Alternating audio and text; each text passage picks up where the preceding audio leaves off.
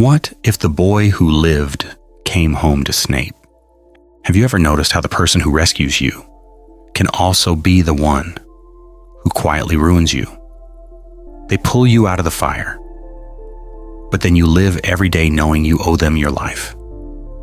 What happens to you when the hand that saves you never lets go? Not in comfort, but in control. Now imagine if you were that child and your entire world began not in a cupboard under the stairs, but in a narrow, damp house that smells of potions and dust. No shrieking Aunt Petunia, no Dudley pounding on the door. Instead, there is a staircase that creaks, a sitting room where the air is heavy, and a man in black whose silence fills every corner of the space. You are not screamed at. You are studied. This is Harry if Severus Snape takes him home from Godric's Hollow, not to love him loudly, but to keep him like a living boundary between his guilt and his obsession with Lily. He feeds him, he clothes him, he makes sure he is available to no one but himself. And Dumbledore, suddenly, the boy who lived, is not neglected physically, he is neglected emotionally. And that difference changes everything. I'll tell you why. Because this version of Harry is never starved for food. He is starved for warmth. He learns early that hunger in your stomach is simple, but hunger in your chest is dangerous. He hears the simmer of cauldrons, the drip of rain against dirty windows, the low, controlled voice that only rises when he asks the wrong question or shows the wrong reaction. So he stops asking, he stops reacting, he learns to withdraw. Have you ever noticed how children adapt to the energy in the room? Snape does not hit, he does not rant. He disciplines through silence, through withheld approval, through a presence that feels like a constant exam. Harry grows up reading micro-expressions, the twitch of a lip, the weight of a pause. He learns that one careless word can detonate years of carefully managed control. What do you think would happen to a child shaped like that? This video is not about changing houses in a neat fan rewrite. It's about what happens to identity when your guardian's version of love is tangled with guilt, obsession, and the need to control every secret. Snape is a double agent. He lives by masks and occlumency. So Harry learns potions before play. He learns to guard his mind before he learns friendship. He becomes sharper, quieter, more strategic, and less sure of who he really is. So I ask you now, if the boy who lived grows up in Spinner's End instead of Privet Drive, does he become stronger, or does he become a weapon with his mother's eyes and no idea who he is? That's where the point lies. Because from here on, we're going to track exactly how one brutal, quiet decision rewrites the entire story. The night everything breaks. One decision at Godric's Hollow. And that brutal, quiet decision begins here in the ruins of Godric's Hollow. Have you ever noticed how the story always belongs to the survivor who arrives first? In canon, it's Hagrid. In this version, it's Snape. He steps into the house he helped destroy. Smoke, dust, the metallic scent of spell-burned walls. James is already gone from his mind. He barely registers the body on the floor. His whole energy locks onto the staircase, onto the room, where the screaming has stopped, but the echo of it still vibrates in his bones. He finds Lily on the floor beside the crib, her hair spread, her eyes open, her presence violently cut off. And next to her, the crib, the crying, the scar. This is not a heroic moment. This is an animal one.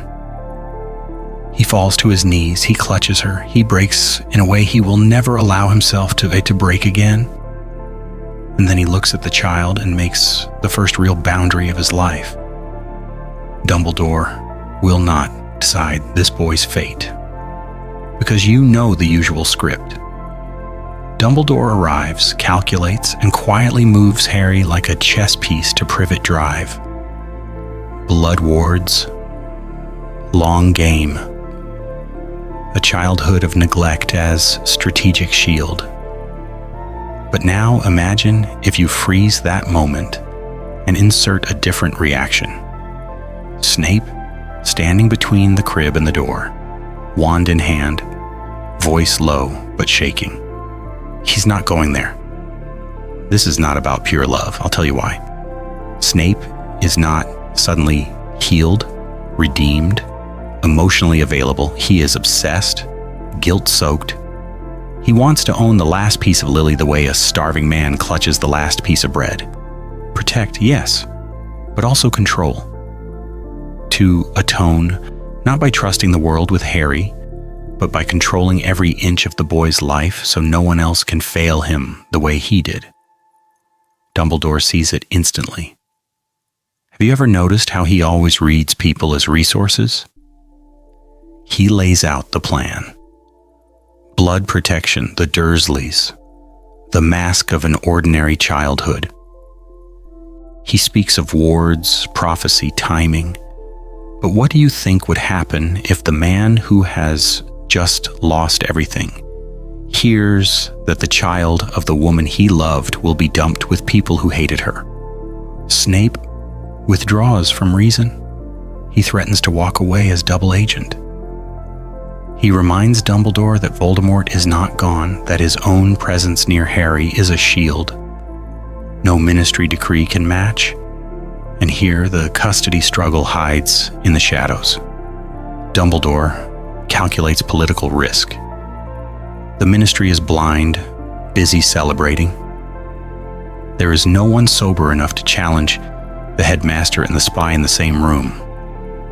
On paper, Dumbledore could force his will. In practice, he can't afford to lose Snape's information, his silence, his access. So he compromises in the only way he hates. He lets go of control. So I ask you now, what happens when the boy who lived leaves the ruins not in Hagrid's arms, but in Snape's? Spinner's End instead of Privet Drive, occlumency instead of bedtime stories. A guardian who is both savior and torment, both shield and prison. That's where the point lies, because Dumbledore stands in the doorway of that shattered house and watches Snape walk away with Harry, and the world does not explode, the sky does not crack, but everything fractures in silence. Change that one walk, that one transfer of presence and power, and every part of Harry's story bends. His house, his friendships, his sense of self. And in the next part, we're going to track exactly how a childhood under Snape's roof turns the boy who lived into something far more dangerous than anyone at that doorway could see. Spinner's End, not Privet Drive. A different kind of prison. Spinner's End is not a home, it's a container. Narrow street, leaning brick. A river that doesn't flow so much as crawl past the back windows like a dirty vein. Inside, the sitting room is cramped, the wallpaper peeling in long, tired strips. The air thick with damp, and the metallic tang of old potion fumes that never quite leave. There are no photographs, no bright colors, just shelves, bottles, and silence. Have you ever noticed how silence can feel louder than shouting when you're a child?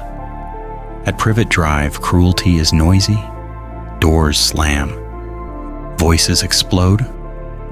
You always know exactly when you've crossed a line because the reaction is immediate, theatrical, almost desperate.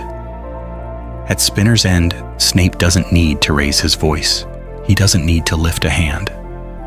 Control lives in the way he looks at you and then looks away. There are rules, strict waking times, study blocks, chores done with almost military precision. You are not starved, but you are never indulged. You are not locked in a cupboard, but every room feels off limits. Unless you have a reason to be there. When you break a boundary, there is no spectacle, just cold, cutting words that slice straight through your small reserves of emotional energy and leave you wondering how someone can make you feel this ashamed without ever touching you. Now imagine if you grow up in that atmosphere. No one calls you a freak. No one tells you that you shouldn't exist. But affection is not freely available. It is conditional, elusive, something that appears in subtle, almost deniable ways. An extra blanket left on your bed when you're sick. A potion brewed for your nightmares, delivered without eye contact. What do you think would happen to a child who learns that warmth is a temporary presence you have to earn by being useful, quiet, controlled? That's where the point lies.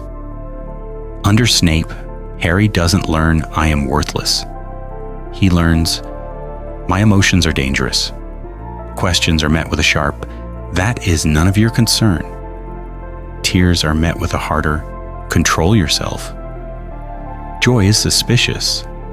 Excitement is something you quickly withdraw back behind a mask, because any strong reaction risks being labeled weakness, or worse, recklessness. And layered over all of this is Snape's double agent paranoia. Curtains always closed, even in summer. Visitors rare and never discussed. Names like Dumbledore and Voldemort spoken in low tones, then abruptly cut off. Early lessons sound like warnings. Never trust what people show you. Never reveal everything you know. Never let anyone see what you feel. Occlumency isn't an advanced defense taught in crisis. It's woven into bedtime instructions. Clear your mind. Lock it down. No one must enter. So I ask you now, which prison cuts deeper? The one where people scream that you are nothing? Or the one where you are treated as a fragile secret and a living regret? This video is not about deciding which childhood is more dramatic. It's about seeing how both can break you in different ways. Is it worse to be told you are unloved, or to never quite know if you are loved or merely protected out of guilt? And when a child raised like that finally steps into Hogwarts, what kind of power and what kind of damage walks through those doors? In the next section, we'll follow that boy into the castle and watch what happens when Slytherin ambition, Snape's training, and Harry's buried hunger for real connection collide. From cupboard boy to controlled asset. Naming the hidden wound. When that boy walks into Hogwarts, he isn't the cupboard child you remember. He's something far more controlled, and in a way far more damaged, because his core wound has changed. And if you don't name it, you miss the entire psychological rewrite of this universe. Harry doesn't grow up as the unwanted burden of the Dursleys. He grows up as the necessary burden of Snape's guilt and Dumbledore's war. Have you ever noticed how different those two kinds of burden feel? One says, "You're trash." The other says, "You're vital, but only because of what you can do for us." That's where the point lies. Harry doesn't internalize, "I shouldn't exist." He internalizes, "I exist on sufferance. I am a responsibility, not a right." Now imagine if you live every day in Spinner's End with that message humming underneath the silence. Snape feeds you. He clothes you. He drills you in potions, in occlumency, in the theory of curses before you even know what a birthday party feels like. He thinks he's protecting you, preparing you, keeping you safe from being manipulated by Dumbledore, by Voldemort, by anyone who might use your name. But what do you think would happen inside a child who only ever feels seen when he is being assessed? From Harry's side, Snape's presence is constant but cold. There is always a pair of eyes on him, always a standard, always a test. Approval arrives in fragments after perfect wand work, after flawless control of his emotions, after he proves he can hold a boundary in his mind under legitimacy without flinching. Love, if he dares to call it that, feels like surveillance. Every reaction is monitored, every slip is corrected, every need that is not strategic is quietly ignored. Emotionally, this Harry doesn't explode like the cannon boy. He implodes. He learns to repress instead of erupt. He learns that tears are leaks in the shield Snape is building around him. Physically, he is not starved. He is optimized. Regular meals, strict routines, early bedtimes before missions, a body maintained like a weapon that must not fail. Psychologically, he becomes hypervigilant, reading Snape's moods the way other children read storybooks, decoding the tilt of a head, the length of a pause, the exact texture of the silence between them. I'll tell you why this matters. Because Snape is always available but rarely open. He responds to Harry's mistakes instantly, but almost never to his unspoken needs. So Harry learns a brutal lesson. Attention is something you trigger through performance, not something you deserve by existing. You become your results, your control, your mask. So I ask you now, when your guardian's care is laced with resentment and control, do you become grateful or do you become exhausted? You don't walk around thanking them for saving you. You walk around quietly convinced that your life is an unpaid debt, that your energy, your presence, your very survival exist to make up for someone else's past.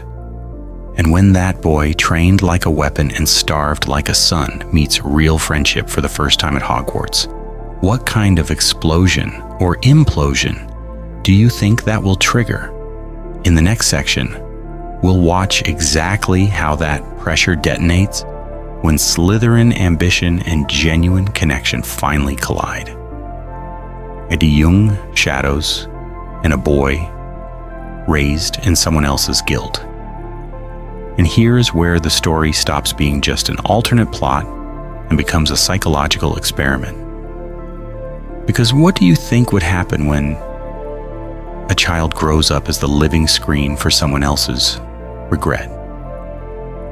Carl Jung wrote, "Nothing has a stronger influence psychologically on their environment, and especially on their children, than the unlived life of the parent." Now imagine if you apply that directly to Snape. Every time he looks at Harry, he doesn't see one person. He sees Lily, he sees the boy he used to be, he sees James, the humiliation, the rage. 3 ghosts in one small body. That's where the point lies. Harry is not just a ward. He is Snape's unlived life, his lost chances, his failed courage, staring back with Lily's eyes and James's bone structure. To understand this, you need 2 Jungian words, persona and shadow. The persona is the mask you show the world, the controlled version of you that keeps you socially acceptable and emotionally safe. Snape's persona is obvious, cold, precise, sarcastic, always in control, never available for genuine warmth. But I'll tell you why that mask is so rigid. Because behind it sits the shadow he never faced. Obsessive love for Lily, corrosive shame from his Death Eater years, grief that never got to speak, and a constant fear of being manipulated again. Have you ever noticed how people who never process their pain turn the next generation into their therapy room? Harry becomes that room. In this house, Snape's shadow doesn't stay hidden. It leaks into every rule, every silence, every sudden reaction.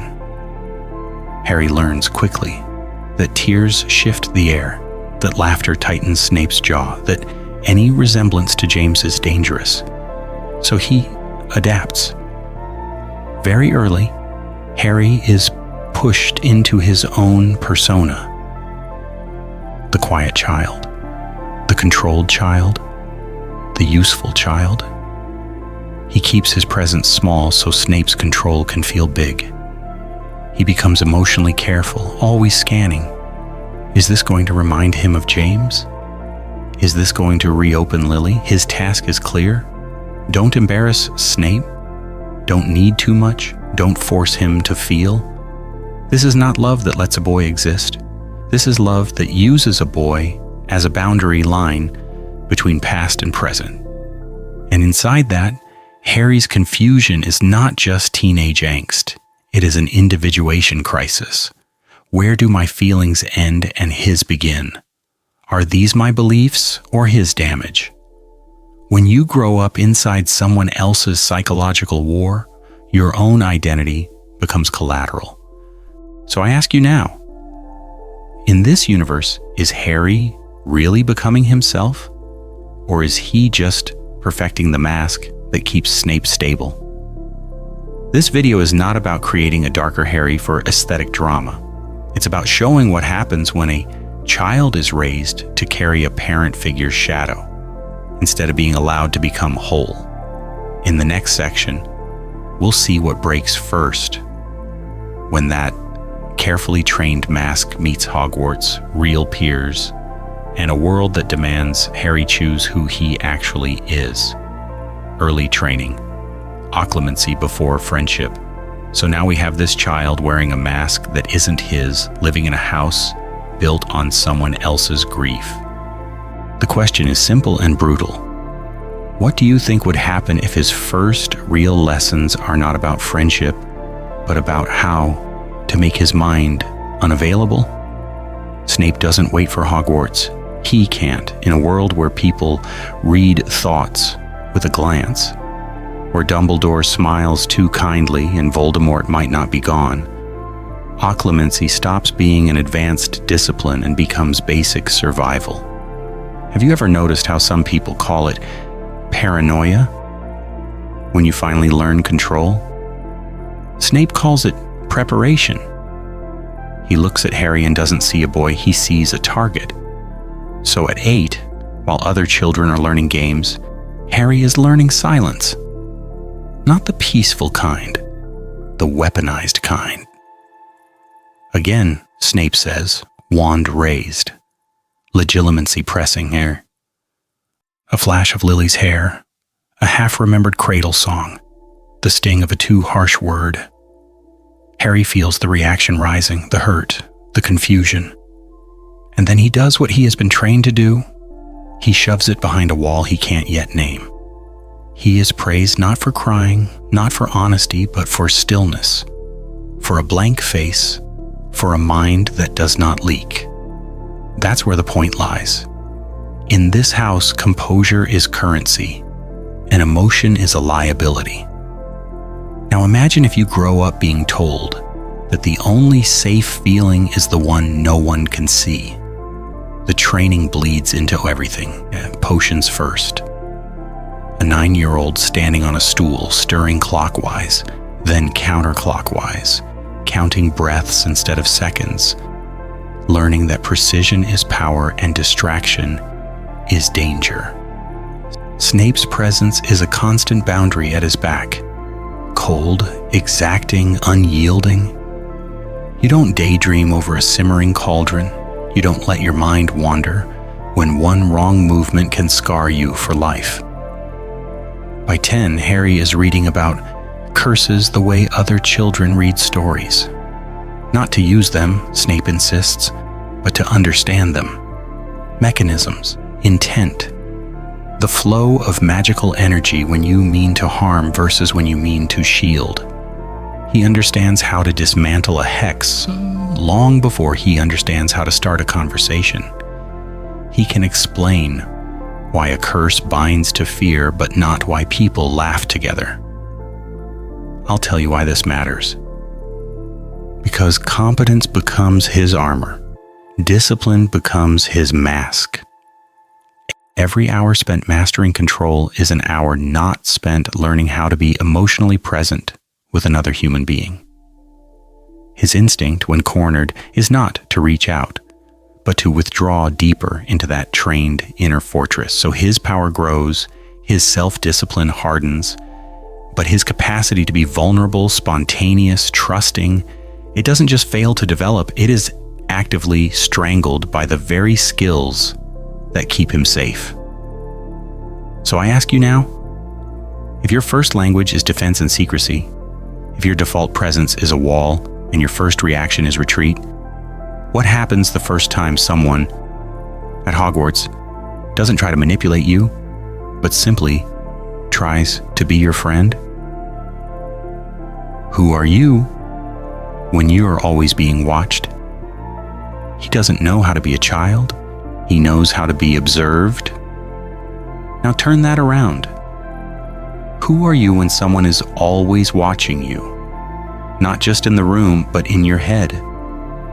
How young were you when you learned to read the room before you spoke? To scan a parent's face like a weather report, calculating, is it safe to ask?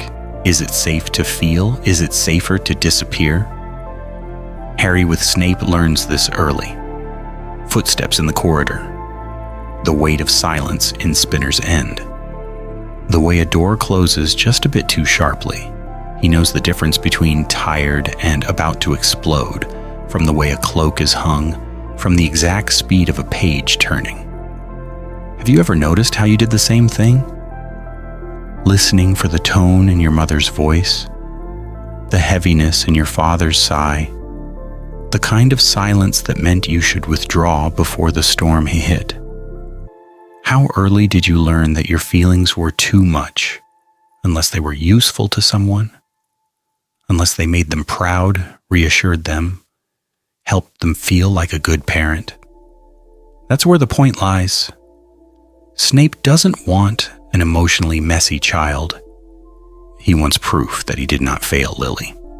So Harry learns that anger is dangerous, grief is inconvenient, joy is suspicious.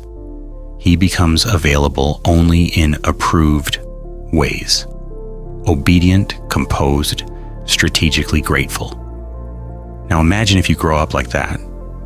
You stop asking for help because help always has a price. You apologize for needing anything at all. You feel guilty when you relax because rest feels like disobedience. You were raised to be functional, not free. To be low maintenance, low noise, low need. So I ask you now, when was the last time you needed something and didn't immediately feel the urge to justify it? This version of Harry is not just calculating, he is curated. Every reaction is run through an internal Snape. Will this disappoint him? Will this trigger him? Will this confirm that I am my father's son instead of my mother's? And you, in your own way, built the same inner observer, the parent in your head, the teacher, the partner, the audience that evaluates every move. I'll tell you why this matters.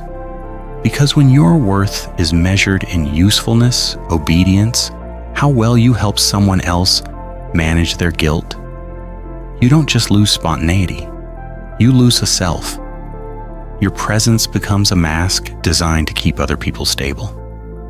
Your energy is spent on control, not on living. Pattern interrupt. What do you think would happen if Harry woke up one day in a world where no one was evaluating him at all? No Snape watching, no Dumbledore calculating, no prophecy, just space. Do you know what to do with space, or does it terrify you? This video is not about blaming your parents or romanticizing Snape's discipline. It's about seeing the cage you learned to carry inside you. If Harry grows up like this, he doesn't just become strategic. He becomes someone who does not know how to exist when no one is measuring him. And in the next part, we have to ask, what happens the first time he dares to break that boundary and chooses himself instead of the role he was raised to play?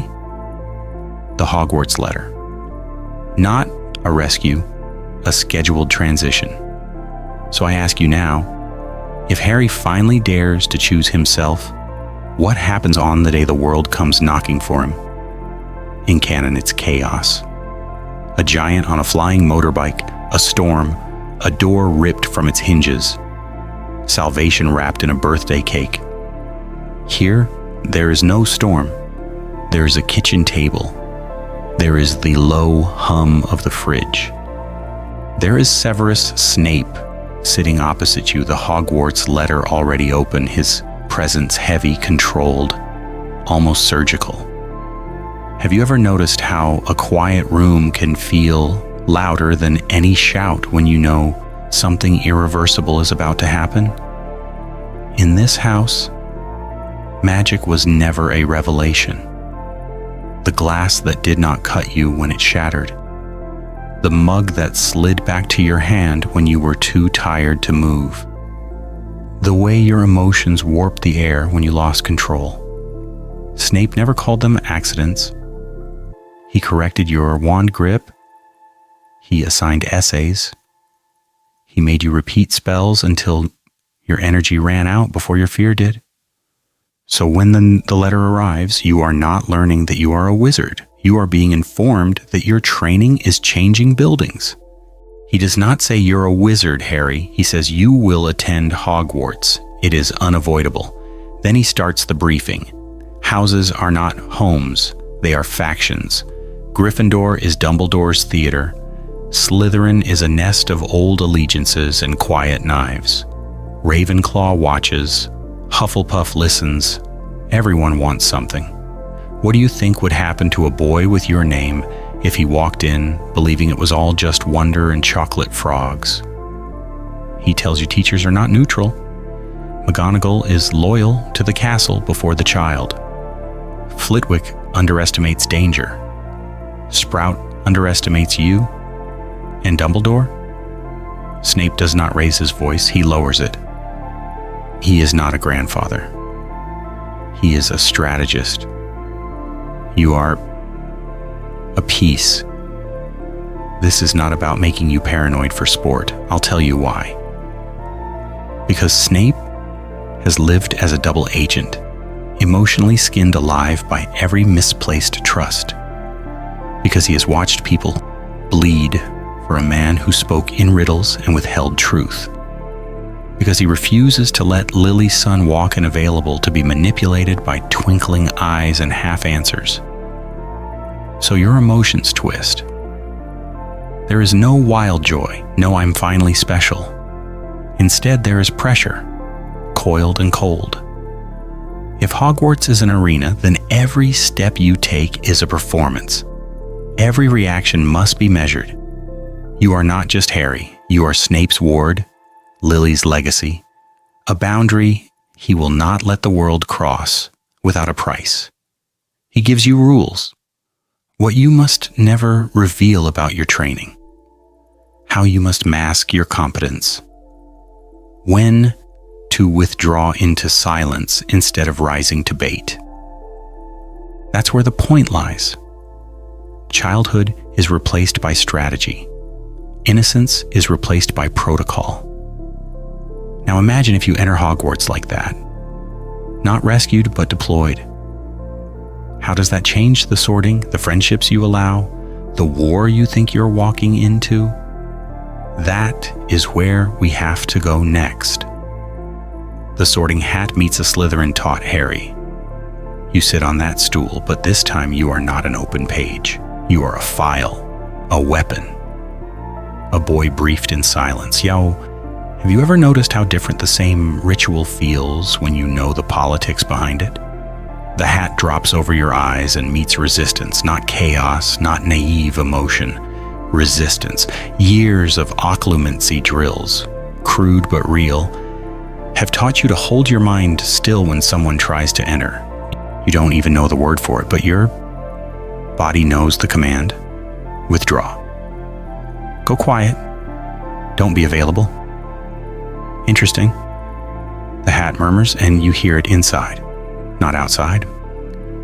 You've been trained, not by books, by fear, by someone who understands control. You see, this is not about colors on a banner. It's about which mask you will be forced to wear for the rest of your adolescence. You already know Slytherin's reputation. You've heard Snape spit the word Gryffindor like it's a diagnosis. Foolish bravery, emotional chaos, no boundary between impulse and action. You've watched him mark essays with the same cold precision he uses to mark people. Useful, dangerous, irrelevant. I'll tell you why that matters. Because his voice is in your head before the hat even speaks. The hat presses. Plenty of courage here. A hunger to protect. A wish to belong somewhere warm. You picture the red and gold table, the laughter, the easy presence of people who don't live in constant threat. What do you think would happen if you let yourself want that? If you chose the house your parents died in, the house Dumbledore prefers? And then the other pull. Strategy, subtlety, the slow, patient movement of pieces on a board. You've never been allowed to see fully Snape's house, the world he came from. The only place, perhaps, where your edge, your guarded silence, would not make you a freak, but a native. You could be great in Slytherin, the hat whispers. Respected, feared, hidden in plain sight. Years of Snape's comments weigh on the scale, even if you don't consciously name them. Dying for nothing is not noble. Survival is not cowardice. Control your reaction or you will be manipulated. Duh, that's where the point lies. Your idea of heroism has already been rewritten into calculated endurance. So two paths open. In one, you say nothing and let the hat slide you into Slytherin. You become the quiet anomaly at that table, the boy who lived, who does not brag, who watches, who never drops his mask. Your energy goes into information, not applause.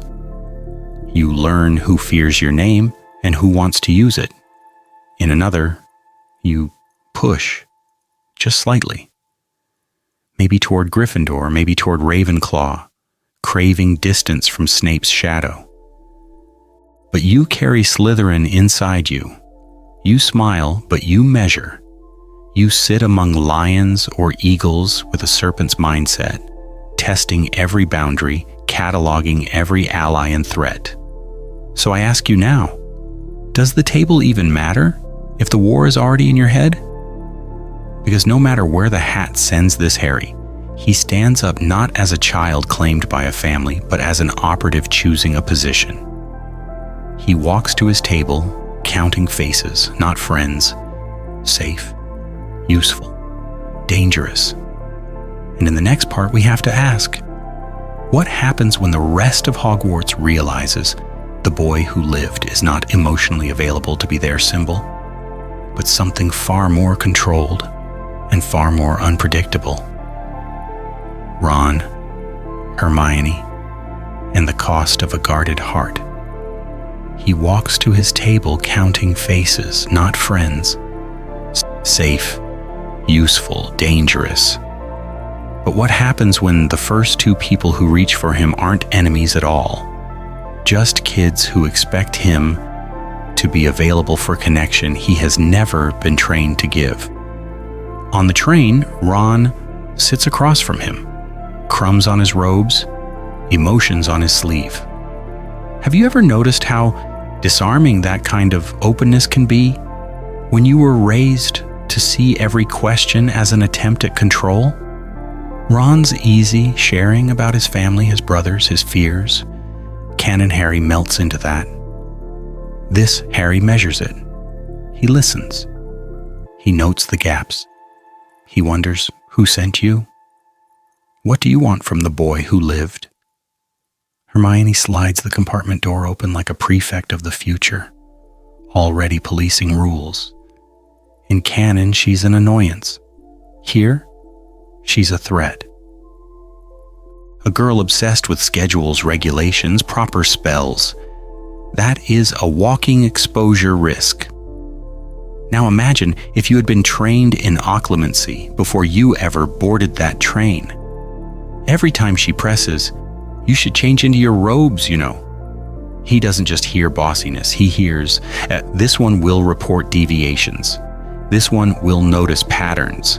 This one endangers the mask. Snape's Harry has been drilled in emotional control. No outbursts, no public panic, no visible weakness. When Ron insults Malfoy, when Draco offers his hand, when Hermione corrects him in class, his reaction is not the impulsive flare you know. He goes still. He lets silence do the work. He watches who leans in, who withdraws, who tries to manipulate his presence. He tests, he withholds, he does not confess. So what do you think would happen to the famous trio in this world? They don't click overnight over a troll and shared terror. They orbit, slowly, suspiciously. Maybe the bond forms, but it's colder, more conditional. Harry will fight beside them. He will plan with them, but he will not hand them the keys to his mind, because those keys have been weaponized since childhood. And that's where the point lies. He has been taught that intimacy is a tactical liability in someone else's war. Teachers respect him, some fear him. His potions are precise. His occlumency is advanced. His energy is controlled. His presence almost unnervingly self-contained. To most people, he looks competent, composed, untouchable. Inside, the cost is brutal. He does not know how to be emotionally available without feeling exposed. He does not know how to be held without calculating the price. So I ask you now, what happens to your friendships when you move through life like this, Harry, when every new person is a potential leak, a future betrayal, a weak point in your boundary? You become efficient. You become impressive. You also become alone. Look, this video is not about romanticizing his isolation. It's about forcing you to see the hidden price of a guarded heart.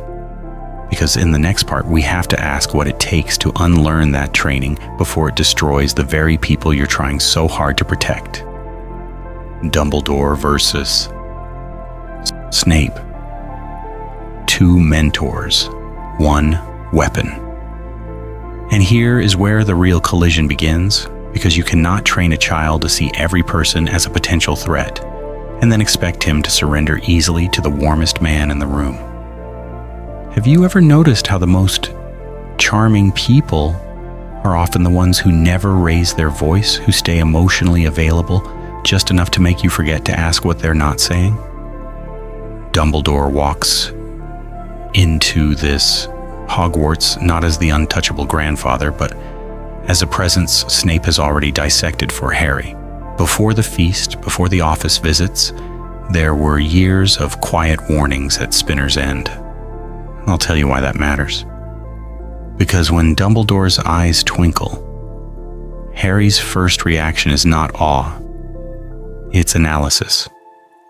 What do you want from me? Where is the boundary? What's the price of this kindness? You see a custody battle in canon once, at the Dursleys' door. Here you get custody battle 2.0, stretched over years, fought in silence and stories instead of legal letters. Dumbledore offers warmth, lemon drops, half-truths about greater good and necessary sacrifices. He doesn't shout, he doesn't beg, he simply invites. Snape counters with harsh honesty, survival skills, occlumency drills in the dark. One man opens doors, the other teaches him how not to be led through them. Now imagine if you are 11, standing before the mirror of Erised. Canon Harry sees his parents and runs to Dumbledore for comfort. This Harry has Snape's voice in his head, cold and precise. Desires are leverage, visibility is danger. So when Dumbledore explains the mirror, Harry listens for the gaps. Why did you put this here? Why show me my hunger and then tell me to walk away? That's where the point lies. Every tender moment becomes a negotiation for control of his inner world. The stone, the chamber, even the prophecy later, each becomes a test of narrative loyalty. Dumbledore frames the stone as protection, the chamber as mystery, the prophecy as destiny. Snape has already framed Dumbledore as dangerously manipulative, a man who keeps children in the dark to keep his plans intact. So I ask you now, what do you think would happen when Harry hears he was marked as equal by Voldemort? In canon, it shatters him. Here, it confirms what he was raised to assume. He is a weapon, and every adult is deciding where to point him. This video is not about turning Dumbledore into a cartoon villain. It's about stripping the mask of unquestioned benevolence. In this world, Harry doesn't merely suspect he's being used. He has been trained to believe that everyone is using him emotionally, strategically, relentlessly. And that includes the man who runs the school, the man who smiles, and the man who once left him on a doorstep. Every lesson has a price: emotional debt and quiet resentment. And here's where it gets darker, because in this version of the story, manipulation is not loud, it's quiet. It's brewed in cauldrons and whispered in corridors. It looks like care. It feels like control. Have you ever noticed how a favor can become a leash? Snape doesn't just raise Harry, he documents him. Every potion for nightmares, every draft to steady his hand before a duel, every late-night occlumency lesson where Harry is pushed until he's shaking, all of it is entered into an invisible ledger. I stayed up for you. I lied to Dumbledore for you. I misled the Death Eaters for you. The subtext is always the same. Remember what you owe. Now imagine if you grow up inside that equation. You don't just receive help. You are trained to translate help into debt. Harry learns very quickly that nothing is emotionally free. Snape shields him from Dumbledore's questions. That means Harry must keep his own doubts in silence. Snape that diverts suspicion at a Death Eater meeting. That means Harry must perform perfectly in the next duel, no hesitation, no boundary, no refusal. He starts to think in numbers, not feelings. Obedience for protection, loyalty for training, secrecy for survival. Every time he snaps back, every time he hesitates, every time he even considers confiding in someone else, the same terror hits. What do you think would happen if you betray the only person who has always been there? Guilt becomes the automatic reaction. Not anger, not resistance, guilt. This is where the emotional price shows itself. Harry doesn't feel grateful, he feels trapped, because the debt isn't about money or even about life-saving acts. It's existential. Snape hasn't just saved his life, he has wrapped his identity in that salvation. Without me, you'd be dead, slowly mutates into, without me, you are nothing. That's where the point lies. Piece by piece, Harry pays. He pays with his spontaneity, because sudden choices are dangerous when someone is always calculating for you. He pays with his right to say no, because refusal is framed as betrayal. He pays with his right to be wrong, because mistakes are insults. To the sacrifices made for him, his energy goes not into discovering who he is, but into maintaining the version of himself Snape needs. Controlled, sharp, closed, weaponized. I'll tell you why this is so devastating. From the outside, it looks like love. A guardian who is always available, always planning, always protecting. People see the shield, not the chain. They see presence, not possession. And Harry, emotionally, cannot easily withdraw because the mask of care is tied to his survival. So I ask you now, at what point does you owe me your life stop being protection and start being a cage? When does Harry realize that to pay this debt in full, he would have to abandon himself completely? And when that realization finally comes, What happens to the man who built his entire world on being owed? We'll get to that when Harry finally dares to break the contract. This isn't about demonizing Snape, it's about seeing the trap. This video is not about turning Snape into a cartoon villain and Dumbledore into a glowing saint. It's about something far more uncomfortable. What happens when two brilliant, damaged men both decide that your life is a battlefield and you are the weapon?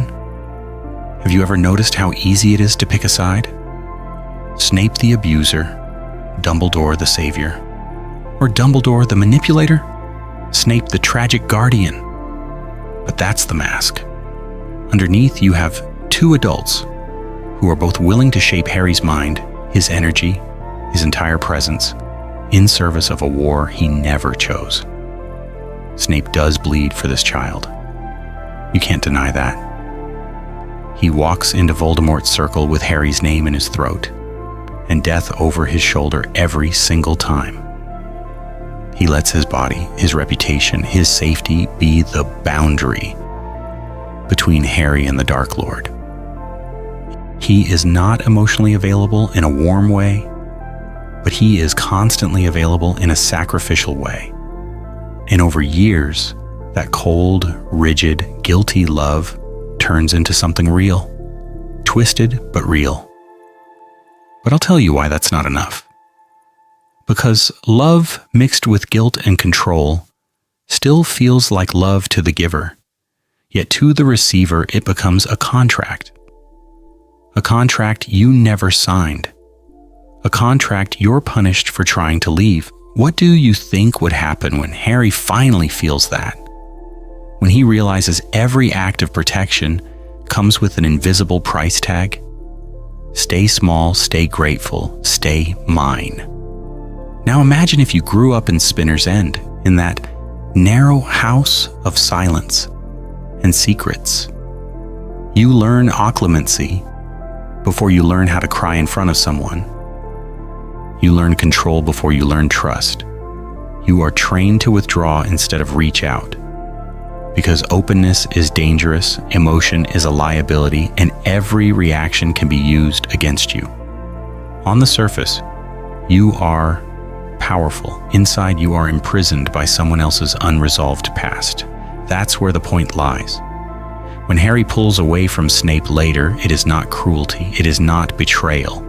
It is the brutal, necessary act of choosing his own life over being the vessel for Snape's redemption. He is not rejecting protection, he is rejecting ownership. And the moment he does that, Snape's entire identity, built on being owed, begins to crack. So I ask you now, where in your own life have you confused, wounded, controlling attachment with pure care?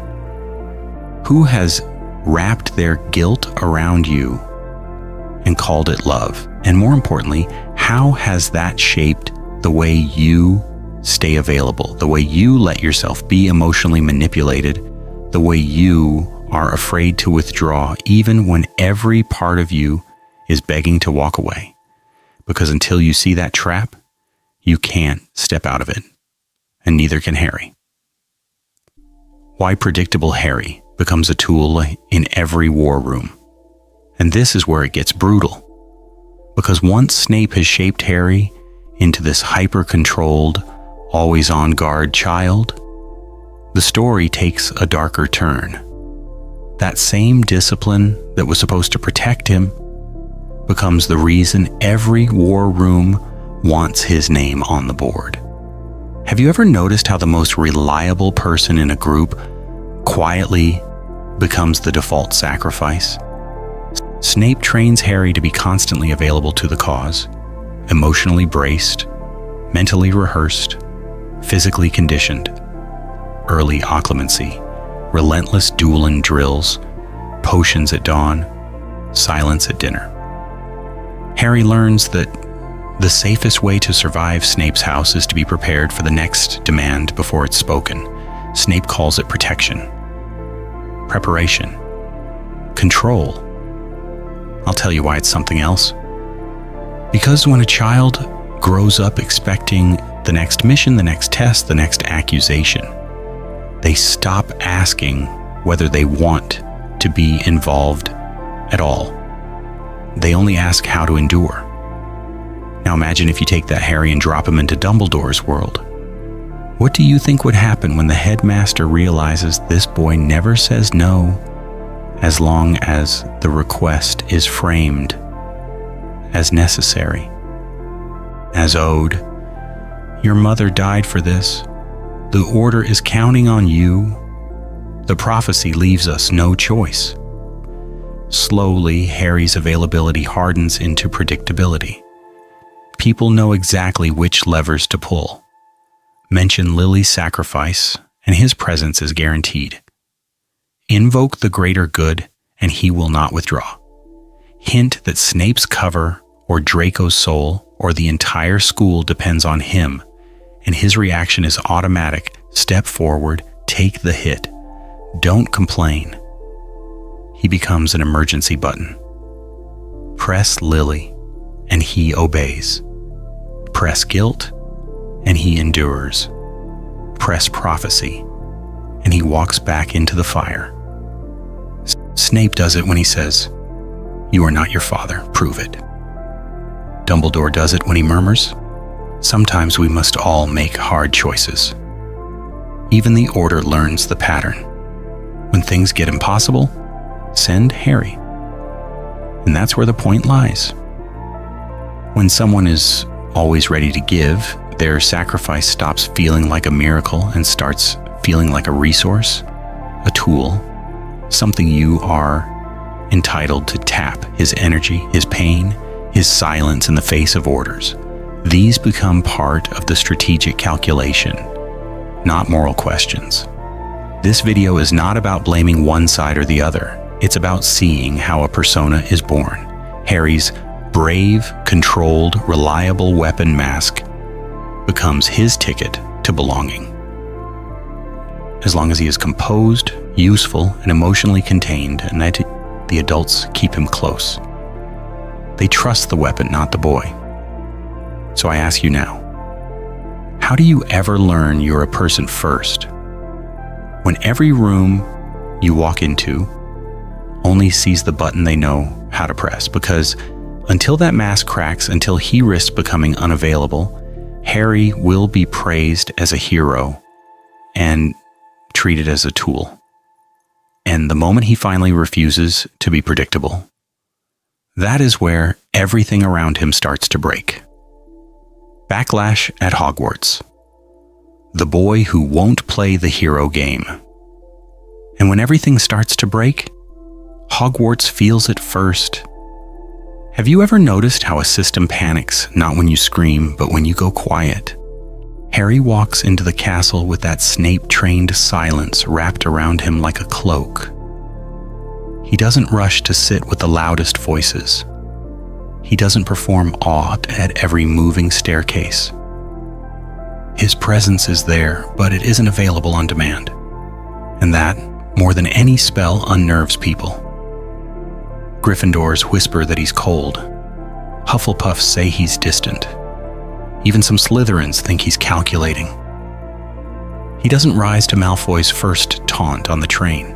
He just looks at him, measures the energy it would cost to respond, and withdraws. No shouting, no dramatic reaction, just control. What do you think would happen in a school built on spectacle when the main character refuses to play his part? In canon, Harry is emotionally open, easy to read, easy to steer. Here he has occlumency habits before he has friends. He watches, he listens, he sets a boundary with silence. Ron pushes, Hermione questions, Draco provokes. And he does not immediately bend his life around their expectations. They call it arrogance. But this is simply the absence of that old, unconscious self-abandonment. Authority feels it too. McGonagall sees the same sharpness, but when she offers half explanations about his parents, he doesn't just nod. He asks calmly, "Why was I never told who chose my guardian?" Dumbledore tries his gentle, evasive style.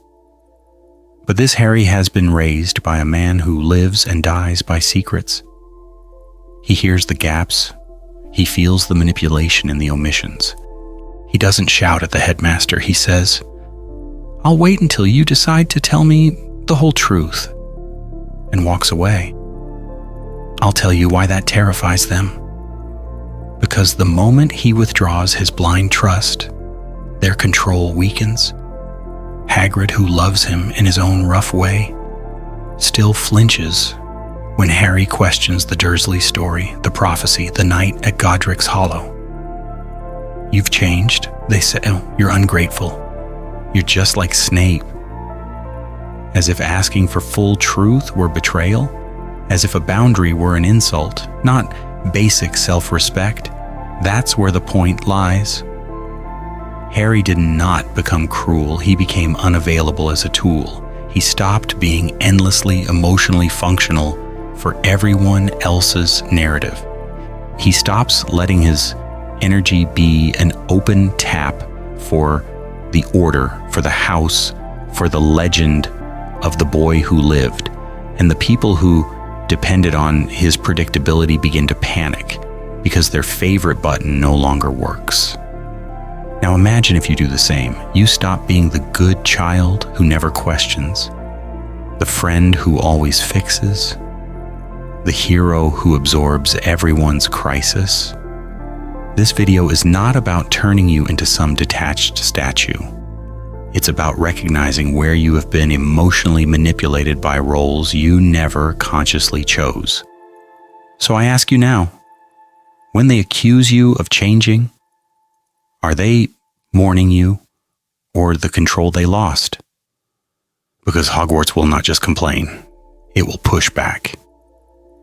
And the next move they make against this new Harry will show exactly how far they're willing to go to put the mask back on. Value, scarcity, and the boy who finally says, "No, have you ever noticed that the moment you stop giving something for free, people suddenly remember it has value? They start counting, measuring, hesitating. Not because it changed, but because its availability did." That's the value scarcity principle in its simplest form. What is always available is taken for granted. What is rare is negotiated with, protected, and treated with care. Because loss becomes a real possibility, and this doesn't just apply to gold or rare books in the restricted section. It applies to your presence, your energy, your yes. Now imagine if you look at Harry through that lens. For years in this AU, he is endlessly available to Dumbledore's missions, available to Snape's demands, available to the Order's fear and Hogwarts' chaos. He shows up to every crisis, every whispered meeting, every emotional breakdown that isn't his. As long as he keeps appearing on command, people unconsciously file him under reliable resource, not person with boundaries. I'll tell you why this is dangerous. Because when your presence is guaranteed, people stop asking what it costs you. Like they stop seeing the nights at Spinner's End where he sits in silence after occlumency drills, emotionally bruised, but still ready when the next owl arrives. They stop seeing the way Snape's protection and control blur, how guidance turns into the emotional blackmail. After all I've done for you, you owe me this. That's where the point lies. As long as Harry keeps saying yes, the system never has to question itself. Dumbledore never has to fully explain. Snape never has to face his own dependence on the boy he both resents and needs. The Order never has to ask if they are using a child as a shield. The value is high, but the price they pay is zero. So what do you think would happen the first time this Harry says, "No, Not a dramatic explosion, not a heroic speech, just a quiet, immovable boundary. No to another mission based on half-truths. No to being the first into danger simply because he always has been. No to staying emotionally available to Snape when every conversation is a guilt trap. Suddenly, his yes is no longer automatic. His presence is no longer guaranteed. People have to ask. They have to explain. They have to justify why he should walk into the Dark Lord's line of fire again. And here's the crisis. Many of them don't know how to ask without manipulating, because manipulation is the language they have always used. Watch what happens then. Dumbledore's benevolent mask slips into urgency. Snape's control fractures into anger. Friends who loved the always accessible Harry feel abandoned when he withdraws into deliberate silence. When he chooses the library, the dungeons, or even solitary walks over being their emotional emergency button. This video is not about turning Harry into a cold, detached statue. It's about making his presence something that must be earned, not assumed. No one truly respects what they don't have to earn. In this AU, Harry's real revolution is not a spell. It's the day he realizes that his time, his energy, and his agreement are scarce, and starts acting like it. So I ask you now, when he finally steps back, who will learn to meet him honestly, and who will simply try to drag him back into the old role? The answer to that question will decide who stays in his life when the war is over, and who was only ever there for the boy who never said no. Draco, Slytherin, and a mirror Harry can't ignore. And this is where Hogwarts stops being a fairy tale and becomes a mirror. Because the first real mirror Harry meets in that castle isn't a talking hat or a piece of enchanted glass. It's Draco Malfoy. Have you ever noticed how in the original story their first encounter is pure contempt, pure clash, pure surface? Here, it can't be that simple. Here, when Draco holds out his hand in Madame Malkin's, Harry doesn't just see arrogance. He sees a boy who has also been raised in a house where every word is calculated, where presence is a performance, where inherited war sits at the dinner table like a third parent. Snape has already taught him the language of Slytherin before he ever steps on the train. Control your face. Control your reaction. Never be emotionally available to people you don't trust. So when Draco tests him, Harry doesn't bite. He doesn't flare. He doesn't need to prove himself to a stranger in expensive robes. He simply withdraws, masks his expression, and files Draco away as information. Now imagine if you watch that scene with this Harry. Draco insults the Weasleys, expects an explosion, expects the Gryffindor-style outrage he's been briefed on. But this Harry has grown up with occlumency drills instead of bedtime stories. His silence is not weakness, it's a boundary. He lets the insult hang in the air, studies Draco's posture, his hunger for approval, the way the boy keeps glancing almost invisibly toward where he thinks his father would stand. What do you think would happen when the Golden Boy refuses to play the script? That's where the point lies. A Slytherin-leaning Harry is less easily baited and far more dangerous. He understands ambition because he has lived inside someone else's. He understands survival because his entire childhood has been about not triggering Snape's guilt, not triggering Dumbledore's prophecy, not being manipulated into anyone's narrative. So when he and Draco end up in the same common room, or at least circling the same house, their dynamic becomes a cold negotiation rather than a childish feud. I'll tell you why this matters. Because under the sneers, Draco is openly proud of being a Malfoy, of being owned by his father's ideology. Harry, by contrast, is haunted by his lineage, the boy who lived, the weapon with his mother's eyes. Where Draco wears his name like armor, Harry wears his like a chain forged by Snape's remorse and Dumbledore's expectations. So you get these brief, sharp moments of uneasy alliance.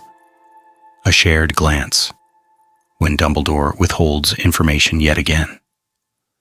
A rare conversation where both boys quietly admit that Voldemort's fanaticism would consume them long before it ever honors their families.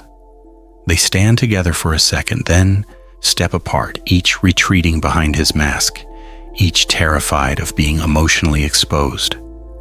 This video is not about turning Draco into a hero. It's about using him as a living warning sign. So I ask you now, when Harry looks at Draco, does he see an enemy or a future? Because if he never breaks free, if he never claims his own energy, his own silence, his own identity, he risks becoming exactly what Draco is in this world. Another boy who mistakes inherited war for a self. And the next turning point will be the moment someone forces him to choose which side of that mirror he's going to live on. The trio rewritten. Trust earned, not assumed. And that mirror is not just about Draco, it's about Ron and Hermione too. Because in this world, Harry doesn't walk onto the Hogwarts Express looking for friends. He walks on as Snape's experiment in control, trained to see attachment as a liability. Have you ever noticed how different your friendships look when you don't automatically make yourself available? That's Harry here. He doesn't overshare. He observes, he withholds. Every conversation is a quiet test. If I give you 1 inch of truth, what do you do with it? Do you keep it? Do you gossip? Do you try to manage me emotionally the way adults do? Ron feels that distance first. In canon, Ron resents the fame. Here, he resents the silence. Harry deflects questions about home. He never fully removes the mask Snape built. When Ron pushes, when he mocks Harry's caution, calls him paranoid, what do you think would happen? Harry's reaction is not a blow-up. He simply withdraws. Less presence, fewer answers. More Slytherin in his eyes. Hermione is different, but not automatically safe. She believes in rules and teachers and the system. Harry has been raised to believe the system gets you killed. So when she says, we should tell McGonagall, and Harry hears, we should hand control back to the adults, he flinches internally.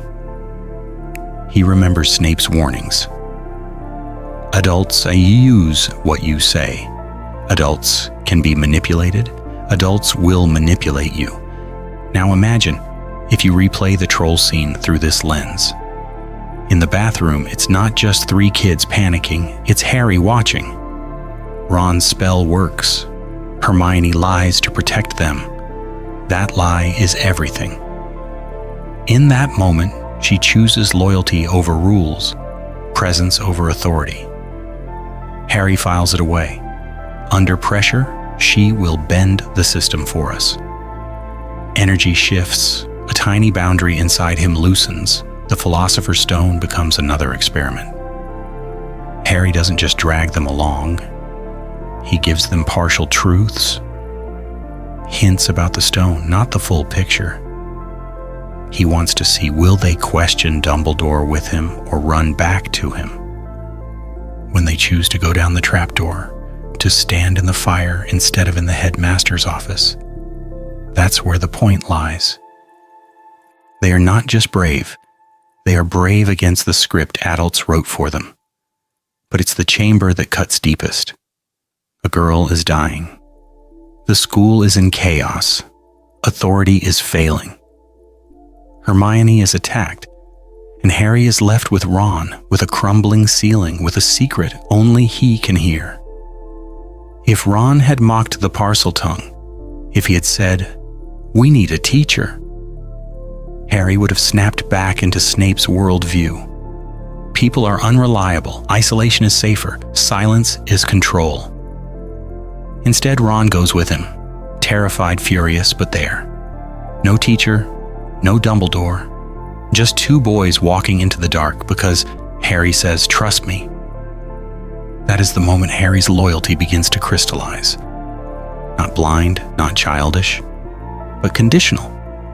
I will defy my guardian. I will cross every boundary he drew around my life for the people who prove they will stand in front of power with me, not hide behind it. So I ask you now, how many times have you punished yourself for being slow to trust, when in reality, you were doing exactly what Harry is doing here, running experiments on the people who say they care? This video is not about shaming that caution. It's about honoring it. Because the deeper your wounds, the more sacred your silence becomes, and the more your energy demands proof before it lets someone in. And here's the real tension. What happens when that earned loyalty to Ron and Hermione finally collides with Snape's claim on Harry's life? Snape's love, Snape's fear. When protection becomes possession, when that loyalty collides with Snape, something dangerous happens. Love starts to look like control. Protection starts to feel like a cage, and the person who saved you becomes the person you might have to escape. Have you ever noticed how the people who were most emotionally absent in their own childhood often overcorrect when they finally care about someone? They don't shout. They don't beg.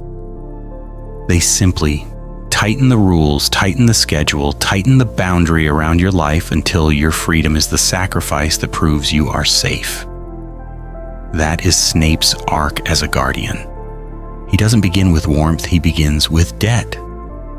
With Lily's eyes staring at him from a crib he never wanted to touch because they also carry James's face. At first, it's obligation and guilt. Keep the boy alive, keep him hidden, keep him hardened. No softness, no indulgence, no space for Harry's own reactions. But obligation lived day after day in that cold house slowly mutates. Now imagine if you watch a child brew potions at your table, stumble over Latin in your sitting room, fall asleep on the sofa with a book you assigned just to keep him occupied. Affection sneaks in through routine. By Hogwarts, that affection has become something fiercer. When Harry faces danger in first year, Snape's response is never, "How do I help him grow?" It's, "How do I make sure this never happens again?" Curfews, extra occlumency drills, silent glares at Dumbledore. Each time Harry survives, Snape doesn't relax. He doubles down. Voldemort returns, and Snape's paranoia spikes. He is available in the most suffocating way, always watching, always listening, always ready to withdraw Harry from any situation he cannot control. What do you think would happen to a teenager under that level of surveillance? That's where the point lies. The more Snape cares, the less Harry is allowed to decide. Every new layer of protection comes with a new secret Harry isn't told, a new corridor he can't walk, a new friendship he's warned against. Ron and Hermione become liabilities. Gryffindor impulsiveness becomes a threat to the mission. Harry's life is no longer his story, it's Snape's damage management plan. Jung would say Snape is not seeing Harry, he is seeing his own shadow. The abandoned boy from Spinner's End. The unloved student humiliated in front of the school. The rejected friend who watched Lily choose someone else. Harry becomes the screen where all of that is projected. Snape isn't just guarding a child. He is trying to rewrite his past. by overmanaging Harry's present, as if perfect control over this boy could heal the chaos of the boy he once was. I'll tell you why this is so tragic. Because Harry feels the love and the leash at the same time. He knows Snape will stand between him and Voldemort, between him and Dumbledore's plans, between him and any threat. But he also knows that every act of protection costs him a piece of autonomy, a piece of presence with his friends, a piece of his own voice. So I ask you now, can Snape ever see Harry as separate? From Lily, from James, from his own shadow? Or is Harry doomed to be the battlefield where all of Snape's unresolved stories collide? And if Harry finally refuses that role, what breaks first? The bond? Or the man who built his whole identity around guarding it? The prophecy reframed. Not destiny, but a contract. Harry never signed. At some point, the battlefield has to answer back. Have you ever noticed how long people will negotiate over you as long as you stay quiet, available, obedient? Harry has been the center of a private war between Dumbledore and Snape since he was 1 year old, and he's only now realizing it. Not because they confess, because the pattern finally cracks. It starts with a sentence, a prophecy. Words spoken before he could walk, repeated now in Dumbledore's office like they are sacred law. Neither can live while the other survives. You've heard that line before, but now imagine if you heard it after a childhood built on discipline occlumency drills and the command to never, ever show emotion. Imagine hearing it and discovering that Snape was the one who carried the first half of that prophecy to Voldemort. Harry doesn't explode. He implodes. He goes very still. His silence becomes the loudest presence in the room. Dumbledore explains, Snape defends, both of them talking about greater good and necessary risks, as if his life is a chess piece they've both carefully protected and also carefully positioned for sacrifice. That's where the point lies. Protection and grooming have been the same action wearing a different mask. He traces it back. Spinner's End. The locked cabinet of letters. The way Snape flinched whenever Trelawney's name came up. The way Dumbledore always appeared right after Harry's magical breakthroughs, steering, advising, nudging. I'll tell you why this hits so hard. Because he sees in one brutal moment that every boundary he thought he had was actually a corral built around a single future. Meet Voldemort, die for the cause, end the war. So he does what almost no one expects from a Gryffindor Slytherin hybrid child raised on control. He doesn't shout. He withdraws emotionally. He looks Snape in the eye and asks the question that cuts through years of discipline. When you taught me to close my mind, was it to protect me or to make sure I walked exactly where you wanted without resisting? What do you think would happen if the weapon asked whether the hand holding it had ever loved it for itself? Harry calls it out. The nights of forced occlumency, the constant reminders of Lily, the way Snape's care always circled back to preparing him for a man he'd never met. You say you saved me, he says, voice low. But did you ever once imagine a future where I lived and the prophecy didn't? The prophecy, in his mind, shifts shape. It stops being fate and starts looking like paperwork, a contract, drafted by a seer, notarized by Dumbledore, delivered by Snape, signed in his blood without consent. This video is not about debating canon mechanics. It's about watching a boy realize that every adult in power treated that contract as binding while he was still learning to read. So he refuses. Not the war, not the reality of Voldemort. He refuses the clause that says his only value is in dying at the right moment. He draws for the first time an internal boundary. I will fight, his energy says, but I will not be your sacrifice. So I ask you now, if Harry stops believing in the inevitability of that contract, what happens to a war built on his predicted death? What collapses first? The strategy, the alliances, or the fragile control Dumbledore and Snape thought they had over the boy who was never supposed to say no? The Slytherin endgame, outplaying Voldemort, not just facing him. So here's what collapses first: the script.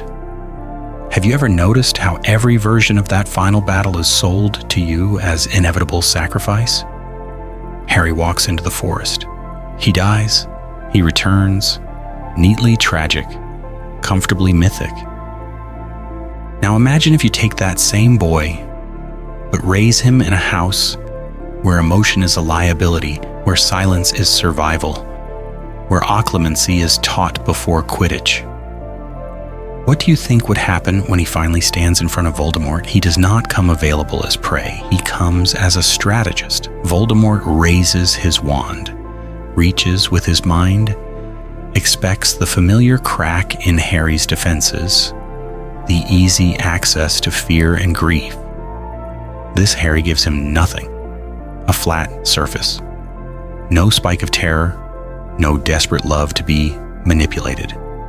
Just controlled, coldly contained, psychic energy. That's where the point lies. The war has been built on Harry's predictable reaction, and now there is only occlumency and a boy who learned from Snape that the first boundary is inside your own head. So he does not charge, he arranges.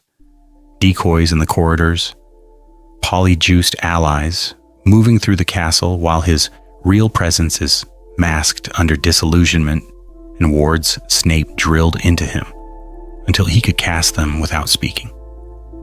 He uses cursed objects as bait, not trophies. He sets up potions-based traps key to dark marks, turning corridors into silent, targeted prisons instead of chaotic battlegrounds. He exploits Death Eater's fears the way Snape taught him to read a room. Who flinches at Voldemort's gaze, who is already halfway to betrayal. I'll tell you why this matters. Because psychological warfare is no longer Voldemort's exclusive territory. Harry whispers rumors through the castle that certain lieutenants are feeding Dumbledore information. He leaks half-truths about blood purity experiments that displease their master.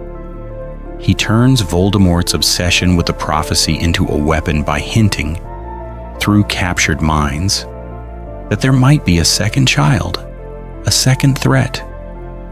Control shatters when people start looking over their shoulders instead of at their leader. And internally, the difference is brutal. This Harry does not walk toward death because Dumbledore said it was the only way. He walks into battle with conditions. He will not hand himself over until the students are evacuated. He will not allow the Order to use children as shields. He will not cast unforgivables even when it would be easy, because Snape's harsh, relentless training carved one clear line. You do not become the thing that tried to own you, but strategy has a cost. Every calculated delay, every chosen risk, every life he lets go to protect a larger plan presses on him with no comforting story of, it had to be this way. After the dust settles, there is only the knowledge that he could have done it differently and chosen not to. So I ask you now, in that last duel, when every move carries Snape's imprint, whose will is Harry actually following? Snape's, Dumbledore's, or a self he has only just begun to claim? And what happens when the person trained as a weapon decides, in the very moment of victory, to turn that sharpened edge away from everyone's plan but his own? when the weapon walks away. Harry's final break from Snape. When the war ends, the silence is almost violent. No Dark Lord, no prophecy, no immediate crisis demanding Harry's presence like oxygen. Just a castle half ruined, a world half healed, and a boy who suddenly realizes that, for the first time in his life, no one has the right to tell him where to stand. Have you ever noticed how, when the external enemy disappears, the internal ones get louder? Snape feels it first. His purpose collapses. For years, his identity was simple. Keep the weapon sharp, keep the boy alive, pay the debt to Lily with his own blood. Now imagine if you wake up one day and that weapon looks at you and says, "I'm done being used." The conversation has been building for years, in swallowed words and controlled reactions. It doesn't happen in a grand office. It happens in a quiet, almost empty classroom, where their presence finally isn't required by anyone.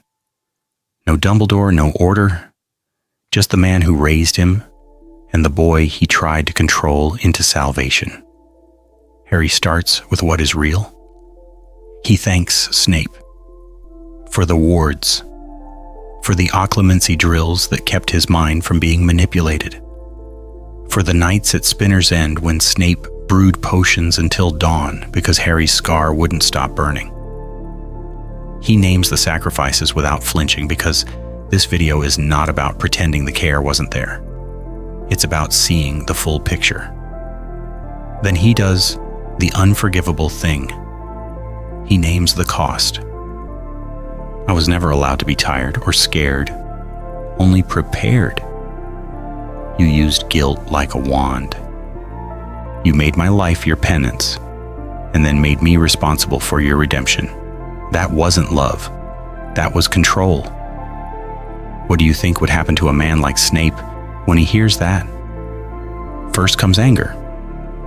The mask snaps into place, sarcasm, defensiveness. He accuses Harry of ingratitude, of emotional betrayal, of withdrawing just when he is finally available to be more than a teacher. But that's where the point lies. Harry is no longer willing to be emotionally on call as Snape's second chance. Then the anger cracks. Underneath, there is something almost childlike. A grief that has nothing to do with Voldemort and everything to do with a boy from Spinner's End who never learned another way to love, except through ownership and sacrifice. He realizes with a kind of horrified clarity that loving Harry does not entitle him to keep Harry. So Harry sets the boundary, calm, steady. I'm grateful, I care about you, but I won't live my life as your proof that you are worth saving. I need distance, I need my own story. This withdrawal is not a rejection, it is individuation. Jung would say Harry is reclaiming his psychic energy from an old archetype, the weapon, the savior, the debt. Harry steps back emotionally, physically, psychologically. He chooses silence, where he once would have rushed to reassure. He lets Snape's pain sit there without trying to fix it. I'll tell you why this matters. Because some relationships only feel stable as long as you are willing to abandon yourself. So I ask you now, when Harry walks out of that room, leaving Snape with his grief and himself with a wound that will not neatly close, is that cruelty or the first honest act of his adult life? And what happens next when both of them have to live in a world where the weapon has finally walked away? Who deserves the Harry who survived all this? When the weapon walks away, there is one brutal question left on the table. Who actually deserves the person who survived being a weapon in the first place? Have you ever noticed how after you crawl out of a war, emotional, psychological, or literal, or people around you act like they still have automatic access to you. They still expect you to be available, to play the same role, to provide the same reactions on command. But in this AU, after Snape's guilt, Dumbledore's control, and Voldemort's obsession, what do you think would happen if Harry finally asked, "Who has earned the right to know me, not just use me?" Look at his options. Snape, who saved him by turning childhood into a training ground. Dumbledore, who saw him as a necessary sacrifice wrapped in a prophecy. Voldemort, who never wanted Harry as a person, only as a mirror and a Horcrux-shaped problem. Even the Order, even Hogwarts, were built on versions of him. The Slytherin protege, the secret weapon, the symbol. So I ask you now, after all that, who deserves the Harry who survived? Not just the Harry who performed. Now imagine if you turn that spotlight on your own life. After everything you have carried, family expectations, relational chaos, being the responsible one, the quiet one, the strong one, who has actually earned your time, your attention, your honesty, and who has only earned your distance, your silence, your withdrawal from their control. This video is not about becoming cold or superior. It's about recognizing that your presence is not a public resource. I'll tell you why this matters. Because just like Harry, you have been emotionally trained. Trained to answer messages immediately. Trained to explain yourself. Trained to keep showing up for people who collapse or attack the moment you set a boundary.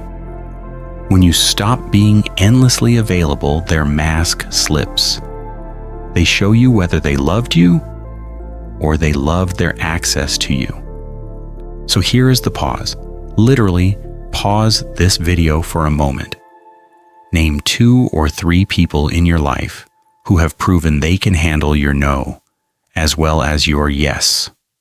People who stay when you withdraw for a while. People who do not punish you for needing rest, silence, or space. These are the ones who might deserve the post-war version of you.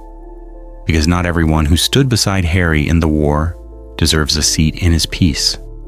Some fought with him. Some fought through him. Some only felt powerful as long as he stayed small, obedient, and emotionally exposed. The same is true for you. Some relationships only function as long as you are tired, overextended, and easily manipulated. That's where the point lies. Before Harry can choose who gets access to him now, he has to understand what he is beyond Snape's ward, beyond Dumbledore's soldier, beyond the boy who lived. And before you can answer who deserves you, you have to confront one essential thing. Who are you when you are not busy being useful? In the next part, we go there. We strip away the roles, the masks, the training, and look at what is actually left. You are not the prophecy, the weapon, or the redemption arc. So let's say it clearly with no mask, no myth, no prophecy to hide behind. Harry is not the chosen one. He is not Snape's atonement. He is not Dumbledore's last hope. Those are labels other people use to keep control over their fear, their guilt, their failure. Have you ever noticed how easily people turn you into a function the moment it serves their anxiety? In this timeline, Dumbledore looks at Snape's Harry and sees a weapon he might lose. Snape looks at him and sees a living monument to Lily and to his own shame. The Order sees a banner. Voldemort sees a threat. But none of them see the boy sitting in the silence of Spinner's End, trying to understand why every room he enters already has a script waiting for him. Jung would tell you this is the battlefield of individuation, the process of becoming who you actually are, not who you were trained to be. Individuation means you begin to withdraw your psychic energy from the roles projected onto you. You stop being endlessly available as the hero, the shield, the emotional support system for other people's unresolved stories. So I ask you now, what are the roles that were stapled onto you before you even knew your own voice? The responsible one, the fixer, the gifted kid, the black sheep, the one who never cries, the one who always forgives. Now imagine if you laid them out in front of you like costumes on a bed. Could you look at each one and say, this helped me survive, but this is not my core? That's where the point lies. Those identities were armor. They were not your soul. Harry, raised by Snape, feels this more intensely than ever. In public, he is the quiet Slytherin, the controlled prodigy in potions, the boy who can close his mind on command. In private, he is the container for Snape's guilt and Dumbledore's expectations. His presence is always being used. His reactions are always being watched. Every time he steps into the Great Hall, someone is trying to read a prophecy into his posture. But what do you think would happen if he simply refused? If after the war he didn't become an Auror, didn't join the staff, didn't stand as a symbol? Maybe he studies obscure magic in a foreign library where no one knows his scar. Maybe he teaches basic defensive spells to children in some small village and never writes his name on the door. Maybe he does absolutely nothing great at all and just learns how to feel safe in his own presence. I'll tell you why that is radical. Because ordinariness chosen consciously is the ultimate boundary against being manipulated as an object. It is Harry saying, my life is not your redemption arc. And for you, it is the moment you say, my worth is not measured by how emotionally useful I am. But here is the cost. When Harry steps out of the prophecy, it will feel like betrayal to everyone invested in his role. Snape will feel abandoned. Dumbledore's careful narratives will crack. The world will call him ungrateful, distant, cold. When you step out of your assigned part, the same thing happens. People accuse you of changing, of becoming selfish, of going silent and hard. This is not cruelty. This is the first honest act of loyalty to yourself. And in the next part, we will see what happens when Harry finally acts on that loyalty and what breaks when the weapon puts itself down. Pattern. Break. What if you stopped being available to their story? So let's break the pattern for a moment. Not Harry, you. You just heard how the world will call him ungrateful, distant, cold. Now imagine if you stopped auditioning for that same role in your own life. Not how can I give more? How can I be more available? But a different question entirely. What if, like this Harry, you quietly stopped being available for everyone else's script?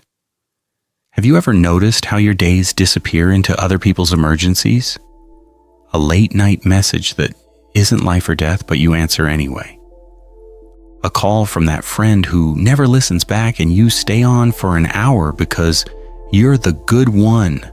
You explain your boundary 3 times, 5 times, 10 times until you're emotionally empty and they're still offended. That's not kindness. That's you being manipulated by your own need to be seen as kind. Now imagine if you didn't.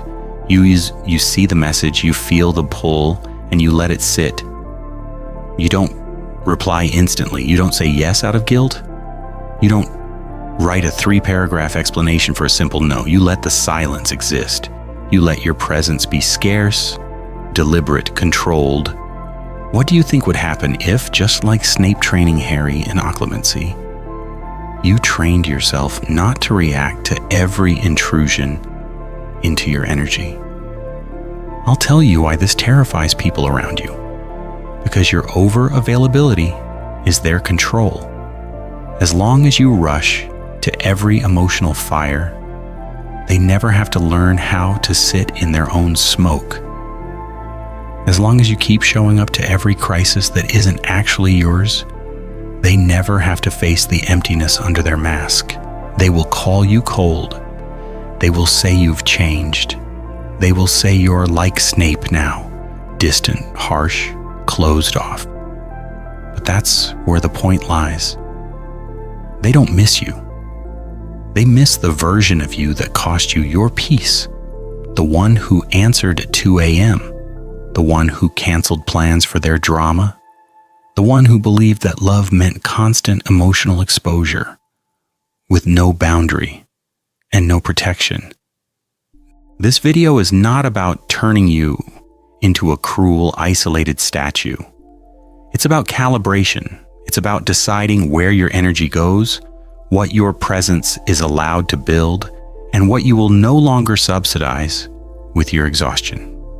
So I ask you now, this week, what is one precise way you will stop being instantly available? Maybe you wait an hour before replying. Maybe you let the call go to voicemail. Maybe you say, I can't talk about this today, and you don't explain. Then watch. Who respects that silence and who resents it? Who adjusts and who tries to pull the old you back on stage? Because in the next part, when Harry finally withdraws from Dumbledore's script and Snape's control, you'll see exactly what happens when the weapon stops answering the call. From surviving their war to building your world, when Harry finally stops answering, something breaks. Not just in Dumbledore, not just in Snape, in the entire war world that has been built around his name like a cage.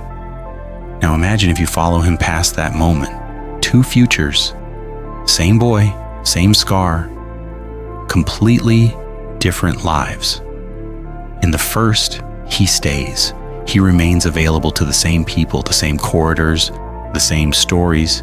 He teaches defense. He trains the next generation. He sits in the staff room as they retell the Battle of Hogwarts for the 1000th time. His presence is a monument. His identity is a museum. In the second, he disappears. Not as an escape, but as a boundary. No grand announcement, no dramatic speech. He finishes the war, settles the debts he chooses to settle, and then withdraws.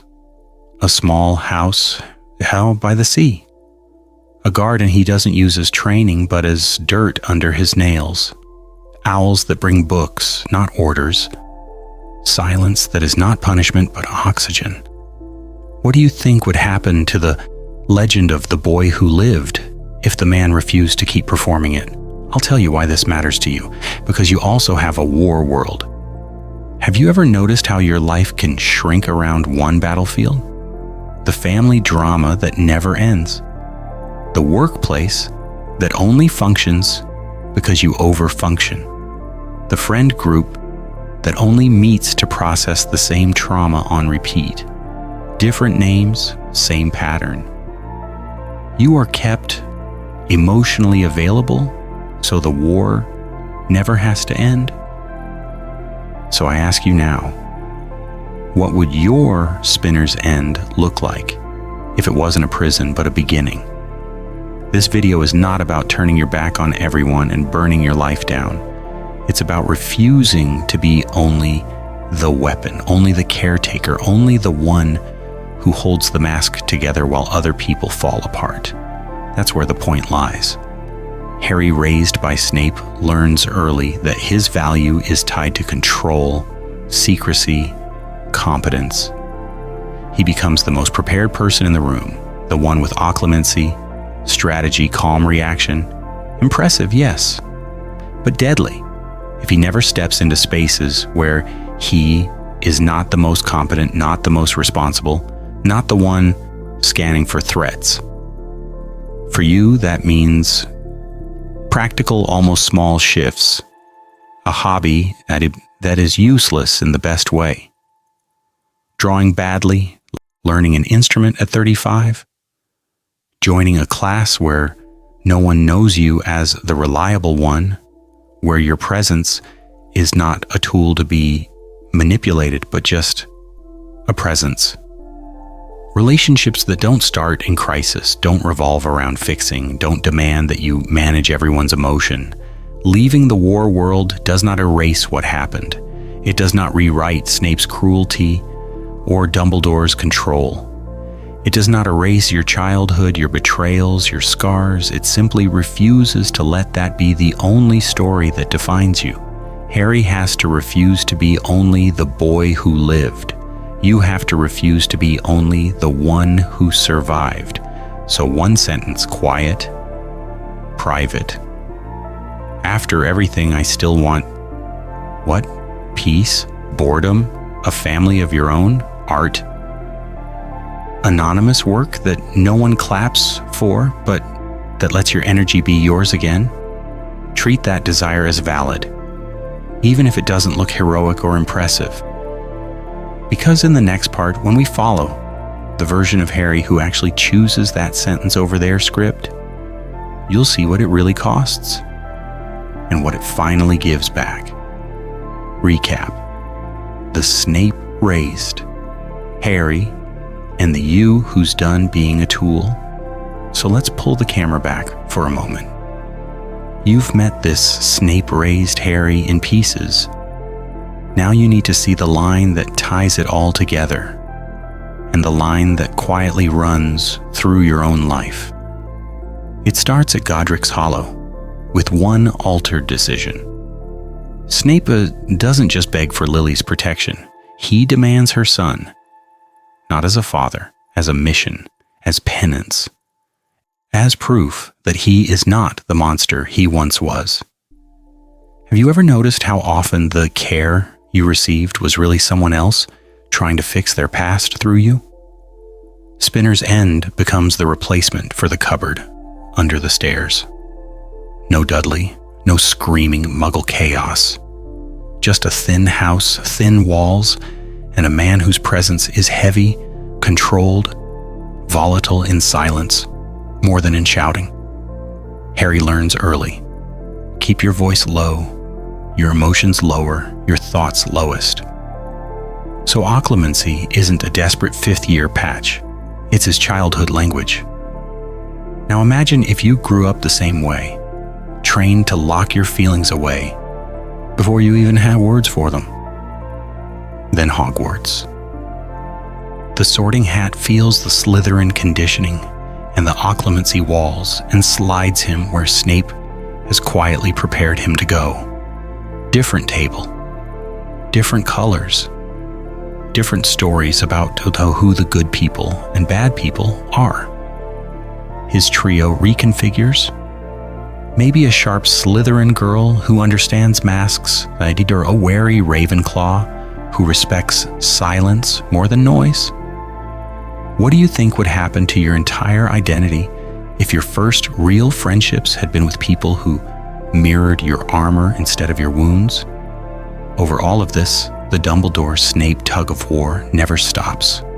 One offers destiny, the other offers discipline. Both want access. Both want his power, his loyalty, his availability.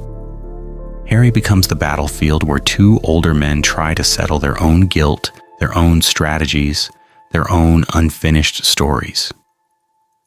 That's where the point lies. Protection can still be control. I'm doing this for you can still mean I'm doing this to feel better about myself. As the war sharpens, the Slytherin endgame crystallizes. Harry is honed like a blade, not raised like a boy. He learns to read rooms, read lies, read the Dark Lord's mind, but not his own needs. His final break doesn't come from one betrayal. It comes from the slow realization that he has been emotionally available as a symbol, as a weapon, as a redemption arc, but never as a person. I'll tell you why this matters. Because that is exactly how many of you were trained. Childhood conditioning, early roles, first friendships, authority figures who said sacrifice when they meant obedience, crisis moments where you could either react and be manipulated again, or withdraw and finally feel your own boundary. So I ask you now, when Harry steps out of their script in the next part, can you allow yourself to do the same in your own life? This video is not about hating Snape or Dumbledore or your parents or anyone who shaped you. It's about refusing to let their unresolved pain be the template for your future. It's about understanding that sometimes withdrawal is not cruelty, it's self-respect. That sometimes your silence is the first time your presence truly belongs to you. And when this Harry finally chooses that, when he lets their masks fall and walks away from being the boy who owes everyone, everything changes for him, and if you're willing, for you. Your move. Stop playing the chosen one in someone else's story. So now it's your move. Not Harry's, not Snape's, yours. Have you ever noticed how much easier it is to analyze an alternate universe than to confront the one you're actually living in?